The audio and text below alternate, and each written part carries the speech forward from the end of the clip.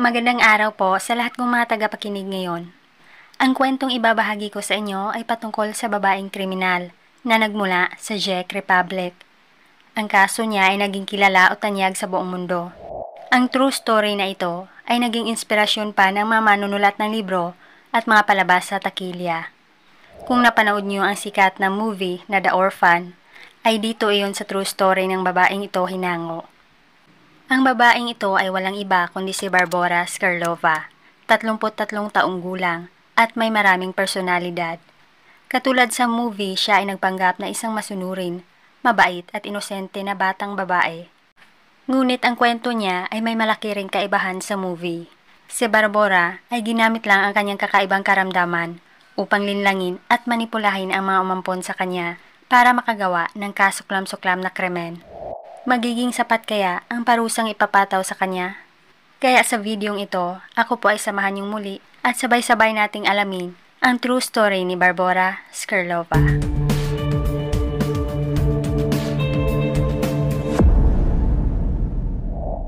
Nagsimula ang kwentong ito sa Czech Republic sa babaeng nagngangalang Klara Marova. Ipinanganak noong 1975. Sa kabataan pa lang ni Klara ay nakitaan na siya ng sakit sa pag-iisip. May kakaiba din siyang paniniwala. Ayon pa niya ay reincarnation daw siya ni Joan of Arc at nakikipag-usap din daw siya sa Panginoon. Ang problema niya sa mental health ay hindi naman malala, kaya maituturing siyang hindi banta sa mamamayan. Nang tumuntong na siya sa kolehiyo ay may nakilala naman siyang binata at di kalaunan ay naging nobyo niya. Sa paglipas ng mga taon ay nagkaroon naman sila ng 2 anak na mga lalaki. Ito ay si Jacob at Andre. Ngunit di kalaunan, si Klara ay iniwan din ng lalaking ito at naiwan sa kanya ang 2 anak. Pagkatapos ng separation nila ay naging malungkutin na si Klara, lalong-lalo na ay wala na siyang katuwang sa pag-aalaga sa kanyang mga anak. Kaya dahil dito ay inimbitahan niya ang kapatid niyang si Katerina na tumira sa bahay nila. Kahit single mom na si Klara, ay mailalarawan naman siya ng kanilang mga kapitbahay na mabuting tao at higit sa lahat ay mapagmahal sa kanyang mga anak. Hinding-hindi siya nawawala ng oras kina Jacob at Andre. Mapayapa naman silang namumuhay sa Korem, isang maliit na lungsod sa Brno, Czech Republic. Ngunit sa kasamaang palad, ang pagmamahal ni Klara ay magbabago nang dahilan sa isang tao na papasok sa kanilang buhay. Sa taong 2005, si Klara ay 29 na taong gulang na. Sa panahon ding ito, ang kanyang kapatid na si Katerina ay nagtatrabaho naman sa isang youth center. Dito ay may nakilala naman si Katerina na batang babae na nagngangalang Anika, 11 taong gulang. Ipinakilala naman ito ni Katerina sa kapatid niyang si Klara. At si Klara ay madali namang naawa sa bata. Dahil ayon pa sa kwento ni Anika, ay nagmula siya sa isang institusyon kung saan ay kinawawa siya at pinagmalupitan at tumakas lang daw siya kaya siya napunta sa lungsod na ito. Ayon din ni Anika ay may malubha daw siyang sakit, may leukemia, kidney failure at unti-unti daw siyang nabubulag. Si Klara naman ay madaling naawa sa kanya, kaya bukal sa loob niyang tinanggap si Anika para alagaan na parang tunay na anak. Sa panahong kinupkop na si Anika, ay nalaman na din ng magkapatid na si Klara at Katerina ang tunay na katauhan ng batang ito. Pero, pinili pa rin ng magkapatid na ilihim ito sa mga kakilala nila, lalong-lalo na sa mga anak ni Klara na sina Jacob at Andre. Ang nakakalungkot ay wala man lang kaalam-alam ang mga bata na magbabago pala ang kanilang tadhana simula nung dumating ang ampon na si Anika. Mahigit 1 taon ang lumipas, buwan ng Mayo taong 2007, ay may mag-asawa naman sa lungsod ng Korem ang nagkaroon ng bagong silang na sanggol. Dahil dito ay bumili ang mag-asawang ito ng isang baby monitor para makita nila ang live footage nito sa kabilang kwarto. Si Edward na ama ng bata ay agad namang sinet up ang baby monitor para masubukan ito. Ngunit nagtaka na lang siya kung bakit hindi ang baby niya ang nakikita mula sa screen feed, kundi isang madilim na kwarto na may hawla sa loob. Maliban dito ay may narinig pa siyang iyakan ng mga bata hanggang sa bumulaga sa kanya mula sa screen feed ang isang batang lalaki na tinatansyang nasa 8 taong gulang. Ngunit ang mas nakababahala, ang batang ito ay nakagapos ang mga kamay sa likod. At ang mas malala nito ay wala itong kasuotan at mukhang walang lakas ang buong katawan na para bang ito ay pinagmalupitan o pinahirapan. Maliban dito ay nakita pa nila mula sa screen feed ang isang kamay ng babae. Ito ay sinusubuan ng pagkain ang bata habang ito ay nasa kulungan at nakagapos. Dahil dito ay agad naman tinawagan ni Edward ang mga pulis patungkol sa kanyang mga nasaksihan. Ang nabili pala ni Edward na baby monitor ay nakakuha pala ng signal mula sa ibang monitor na pagmamayari ng iba na malamang ay kapitbahay pa niya. Kaya agad itong inimbestigahan ng mga pulis at nireview ang footage. Inisa-isa naman nilang kinatok ang mga kapitbahay ni Edward hanggang sa narating nila ang isang bahay. Ang naninirahan dito ay ang magkapatid pala na Clara at Caterina. Napansin naman ng mga pulis na mukhang nagulat ang magkapatid nang dumating sila. At nang sinuri nila ang mga kwarto dito, ay wala naman silang nakitang kakaibang aktibidad. Kaya pinuntahan pa nila ang basement ng bahay. At nakita nila dito ang isang nakalak na kwarto. Ngunit si Clara ay tumanggi sa mga pulis na buksan ito dahil ayon pa niya, isa itong pribadong kwarto. Kaya nagdududa na ang mga pulis at binuksan na lang nila ito ng tuluyan. Ngunit laking gulat nila sa kanilang mga nasaksihan. Ginawa pala ang kwartong ito bilang kulungan at nakita nila dito ang dalawang nakakaawang bata. Sila ay umiiyak, parehong walang makasuotan, nakagapos, may mga pasa sa katawan, malnourished at nangangamoy. Sa sulok-sulok naman ng kulungan ay nakita pa ng mga pulis ang sariling mga dumi ng mga bata. Di nila maiwasang isipin na kumakain at natutulog dito ang mga bata sa tabi ng kanilang mga dumi. Ang dalawang batang natagpuan nila ay sina Andre at Jacob na mga anak ni Clara Marova. At agad sila dinala sa ospital para mabigyan ng special treatment. Kaya agad nilang inaresto ang magkapatid na Clara at Caterina. Maliban sa dalawang batang lalaki, ay may natagpuan din silang isang batang babae na umiiyak, edad 13. Ang pangalan ng batang ito ay si Anika, na ampon na anak ni Clara. Ipinaalam nila sa bata na siya ay ligtas na at malayo na sa kapahamakan. Nang dahil sa walang anumang nangyari kay Anika, ay dinala na lang siya ng mga pulis sa isang children's home para pansamantalang tumira doon habang inimbestigahan pa ang kaso. Ang malaking tanong ay kung sino ang may sala kina Andre at Jacob. Nang inimbestigahan na ang kaso, ay nagtuturoan na sina Clara at Caterina kung sino ang may sala sa sinapit ng mga bata. Pero di kalaunan, agad umamin ang magkapatid. Sila daw ang may kagagawan sa sinapit ni Jacob at Andre. At itinuro nila si Anika na nagmanipula sa kanila. Kaya laking pagtataka ng mga pulis kung bakit nila pinagbibintangan ang batang babae. Ngunit isinalaysay sa kanila ng magkapatid na Marova kung ano ang tunay na nangyari simula nung dumating sa buhay nila, si Anika. Kaya pakinggan natin ngayon kung paano nagsimula ang lahat at kung bakit ito ginawa ni Clara sa sariling mga anak. Noong dumating pala si Anika sa buhay nila, ay nagpakilala daw ito na may malubhang sakit. May leukemia, kidney failure, at unti-unti daw itong nabubulag. Kaya madaling naawa si Clara at agad itong kinupkop na parang tunay na anak. Ngunit di kalaunan ay nalaman din nila ang lihim ni Anika. Ito pala ay hindi bata, kundi isang babae na may edad 33. At ang tunay na pangalan ni Anika ay si Barbara Skarlova. At si Barbara pala ay miyembro ng isang organisasyon o kulto na tinatawag na Grail Movement at nirecruit daw silang magkapatid para maging miyembro.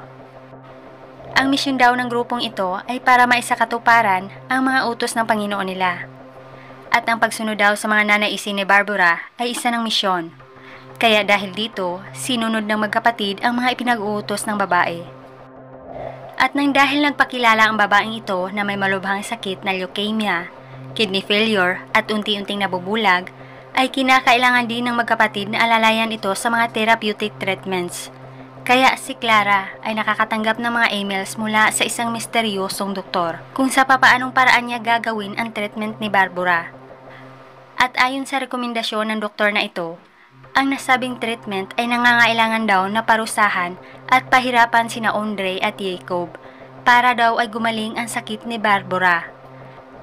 At ginawa nga ito ng magkapatid na Clara at Caterina sa pag-aakalang nakakagawa sila ng misyon ng kinikilala nilang Panginoon. Kaya ang mga nakakaawang mga bata na sina Andre at Jacob ay madalas nakakatikim ng pagmamalupit ng sarili nilang ina. Sinasaktan, ginugutom, hanggang sa ikinukulong na sila sa basement at ginagapos na walang kasuotan. At mas lalo pa itong lumalala nang may mga araw na nagagalit si Barbara sa mga bata. Nagsusumbong ito kay Clara at sinasabing may mga nagawang mali sina Andre at Jacob, kahit wala naman talaga.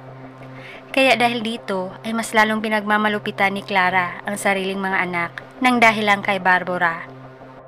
Ngunit ang mas malala nito ay hindi lang pala sina Katerina, Clara at Barbara ang gumagawa ng kasamaan sa mga bata, dahil iniimbitahan din pala nila ang ibang miyembro ng kulto para makiisa sa pagpapahirap sa dalawa. Ang nakakalungkot ay nagawa itong natiis ni Clara nang dahil lang sa maling paniniwala niya. Si Barbara din pala ang siyang may pakana na mag-install sila ng baby monitor para magkaroon sila ng surveillance sa mga aktibidad ni na Andre at Jacob habang sila ay nasa kulungan. Isa talagang himala na ang baby monitor ni na Clara at ang monitor ng kapitbahay nila na si Edward ay nagkataong pareho pala ng brand. Nagkaroon ng glitch at nagkahalo-halo ang mga signal ng dalawang baby monitor. Kaya nakita ni Edward ang live footage ni na Andre at Jacob sa loob ng kulungan. Dahil sa mga impormasyong ibinunyag ni na Clara at Katerina, ay agad namang tinugis ng mga pulis si Barbara Skarlova para arestuhin at pinuntahan nila ito sa children's home. Ngunit sa kasamaang palad ay wala na ito doon. Tumakas na pala si Barbara. Kaya nagpatuloy pa rin ang investigasyon at ang paghahanap sa babae. Sino nga ba itong si Barbara at paano niya nalinlang sina Clara at ang mga pulis? Si Barbara Skarlova ay may kakaibang karamdaman na tinatawag na hypopituitarism, isang uri ng sakit kung saan ang isang tao ay nagmumukhang maliit at bata dahil ito sa pituitary gland na hindi nakagawa ng sapat na hormones. Sinamantala ni Barbara ang kanyang sakit upang malinlang ang mga tao at ito din ang dahilan kaya siya nakatakas. Sa patuloy na pag-iimbestiga ay inimbestigahan na rin ng mga pulis ang mystery doctor na nagpapadala ng emails kay Clara. Ayon kasi ni Clara ay sa ganitong paraan niya nalalaman kung sa papaanong paraan daw ang therapeutic treatment ni Barbara. Kung naalala nyo kanina, ayon ng doktor na ito, ang mga ginagawa daw nilang kasamaan sa mga bata ay isa ng therapeutic treatment para kay Barbara. At ginawa nga ito ni Clara sa sariling mga anak dahil sa pag-aakalang sa pamamagitan nito ay nakakagawa siya ng utos o misyon ng kinikilala nilang Panginoon. Ngunit ang mas nakakagulat ay nalaman ng mga pulis na ang mga emails na ito ay hindi pala nagmula sa isang doktor, kundi nagmula lang sa mga mobile phones at computer ni na Barbara at Katerina. Ibig sabihin lang nito ay wala talagang doktor na nagbibigay ng therapeutic treatments kay Barbara. Hinala naman ng mga pulis na gawa-gawa lang ng babae ang malubha niyang sakit at ang mga emails upang malinlang at mapasunod niya si Clara. At maaring matagal nang alam ni Katerina na wala talagang sakit si Barbara na leukemia. At hinayaan lang niya itong linlangin at manipulahin si Clara upang mapasunod ito sa kulto nila. Ngunit ang malaking tanong ay nasaan na ang manipulator na si Barbara Skarlova. Sa taong 2008, matapos ang isang taon, ay may isang batang lalaki naman ang napadpad sa children's home sa Oslo, Norway. Ito ay nagngangalang Adam, 13 taong gulang. Ayon pa ni Adam sa mga social worker, ay tumakas lang daw siya sa dati niyang tinitirhan dahil siya daw ay sinasaktan nila. Dahil sa awa ng mga social worker, ang batang ito ay pinatira nila dito. Di kalaunan ay napili naman si Adam na ampunin ng isang Norwegian na mag-asawa at pina-enroll siya sa isang paaralan. Ngunit dito sa paaralan ay nagpapakita na si Adam ng kakaibang kilos. Nakita itong gumuguhit ng isang bata na sugatan at pinapalibutan ng maraming tao. Kaya inilipat na naman si Adam sa children's home sa pag-aakala nila na nasa panganib ito. Pero makalipas ang mga araw ay bigla na lang naglaho si Adam sa children's home. Kaya hinanap siya ng Norwegian police. At nakakuha naman sila ng tip na naroon daw si Adam sa Arctic City ng Tromsø, Norway. Ngunit laking gulat ng mga pulis nang malaman nila ang tunay na katauhan ng bata. Sa pag-iimbestiga at sa pamamagitan ng DNA testing ay nalaman nilang si Adam ay si Barbara Skarlova pala na pinaghahanap ng otoridad ng Czech Republic. Kaya si Barbara ay dineport ng Norwegian authorities pabalik sa Czech Republic upang harapin niya ang kaso. Ang malaking tanong ng mga pulis ay kung papaano siya nakapasok sa Norway na hindi man lang gumagamit ng tunay niyang pangalan. Sa pag-iimbestiga ay nalaman nilang may tumulong pala kay Barbara para makatakas at maipuslit siya sa Norway. Ang pangalan na Adam ay hindi pala nagkataon lang na ginamit ni Barbara, kundi may totoo palang bata na nagngangalang Adam. Ang mismong mga magulang pala ng tunay na Adam ang tumulong sa kanya para tumakas.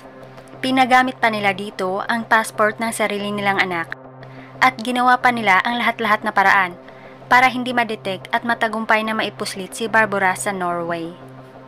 Hinihinala din na ang mag-asawang ito ay miyembro din ng kulto nila kaya nila tinulungan si Barbara. Maliban kay Clara, Katerina at Barbara, ay inaresto din ang iba pang sangkot sa sinapit ni na Ondrej at Jakob. Ito ay ang kapatid ni Barbara ni si Jan Skarlova, Hanna Basova at John Torek. Silang anim ang nagkaisa sa sinapit ng mga inosenteng bata. Nalaman na silang lahat ay membro ng kulto na tinatawag na Grail Movement at ang pinuno pala ng grupo ay ang mismong ama ni Barbara na si Joseph Skarlova. Kinasuhan naman ang anim na membro na sangkot sa sinapit ng mga bata. Nang dumating ang paglilitis, ay malakas namang itinanggi ni Barbara ang mga paratang. Biktima lang daw siya ng magkapatid na Clara at Katerina. Ngunit siya ay huli na. Itinuro siya ng mga kasamahan niya na nagmanipula sa kanila para gawin iyon sa mga anak ni Clara. Dahil dito, ang anim na akusado ay napatunayang guilty. Ngunit nadismaya naman ang lahat ng mga nagsubaybay sa kaso dahil sa parusang ipinataw sa mga akusado. Si Clara ay sinentensyahan lang ng 9 na taon. Si Katerina naman ay sinentensyahan ng 10 taon dahil tumulong siya kay Barbara sa pagmanipula kay Clara. Si Jan Skarlova ay 7 taon, si Hanna ay 7 taon, at si Jan Tarek ay 5 taon. At ang huli si Barbara Skarlova ay sinentensyahan lang ng 5 taong pagkabilanggo. At ang mas malala nito, si Barbara ay nakalaya pa matapos ang 2.5 taon na pagkabilanggo. Dahil naipasa pala ng abogado niya sa korte na wala daw magandang pagbabago ang kanyang psychological health at mas lumala daw ito habang siya ay nasa kulungan. Kaya dahil dito, ay nakalaya agad si Barbara noong 2011 kahit hindi pa umabot ng 5 taon ang pagkabilanggo niya. Pagkatapos makalaya ni Barbara ay naging pribado na ang buhay niya at wala nang nakakaalam kung ano na ang nangyari sa kanya. At dito po nagtatapos ang kasuklam-suklam na kaso ni Barbara Skarlova. Hanggang dito lamang mga ka-curious. Maraming salamat sa panonood at pakikinig.